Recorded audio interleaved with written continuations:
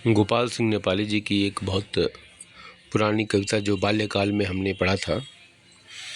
कविता की लाइन कुछ इस तरह थी, तुम कल्पना करो नवीन कल्पना करो, अब घिस गई समाज की तमाम रीतियाँ, तुम कामना करो नवीन कामना करो। ये कविता की लाइनें और बहुत सारी इसमें आगे लाइनें हैं जो आज़ादी के आंदोलन के समय में भारतीय नौजवानों को उद्वेलित करने के लिए और राष्ट्रीय आंदोलन में युवाओं की भूमिका की महत्ता को रेखांकित करते हुए उनमें जोश पैदा करने वाली कविता थी। तो यही कल्पना नाम से एक प्रस्तुति है, लेखन है श्री डॉक्टर निर्मल जैन जी का। तो मुझे बड़ा अच्छा लगा, तो मैं इसका प्रस्तुतिकरण आपके लिए कर रहा हूँ। कल्पना की उपयोगिता असीम है। जो हम कल्पना करते हैं वही कल्पना हमारी प्रेरणा बनती है और उसके आधार पर ही हम प्रयास कर उसको साकार बनाते हैं। कल्पना मानव मस्तिष्क की सृजनशीलता की पहली कड़ी है।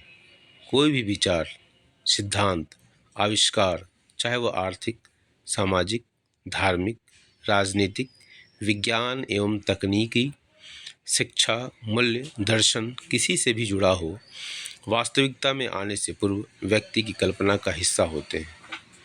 तत्पश्चात विभिन्न प्रयासों के द्वारा इन्हें मूर्त रूप दिया जाता है। कल्पना को आकार देने में एक लंबी प्रक्रिया से गुजरना होता है।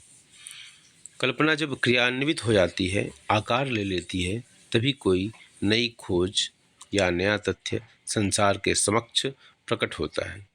वस्तुतः कल्पना वह देख सकती है जो आंखें नहीं देख सकती, वह सुन सकती है जो कान नहीं सुन सकते, वह अनुभूति कर सकती है जो हृदय नहीं महसूस कर सकता।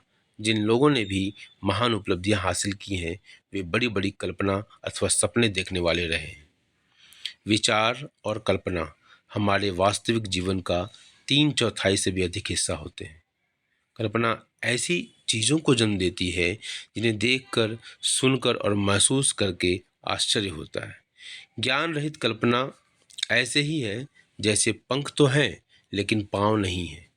सकारात्मक सोच वाले व्यक्ति की कल्पना उसे और समाज को सुख देती है और नकारात्मक विचार वाले व्यक्ति की कल्पना उसे और समाज को पीड़ा देती है। कल्पना ज्ञान से भी अधिक महत्वपूर्ण है, क्योंकि ज्ञान उतनी सीमा में आबद्ध है जितना हम जानते हैं और समझते हैं, जबकि कल्पना दुनिया को समेटे हुए है। लोग इस जीवन के बाद स्वर्ग की कल्पना करते हैं जो उन्हें सुख की अनुभूति कराता है और बुरे कर्म करने से रोकता है। शिल्पकार पहले पत्थर में छिपी किसी आकार की कल्पना ही करता है, तभी उसे साकार रूप देकर देवता की प्रतिमा में रूपांतरित करता है।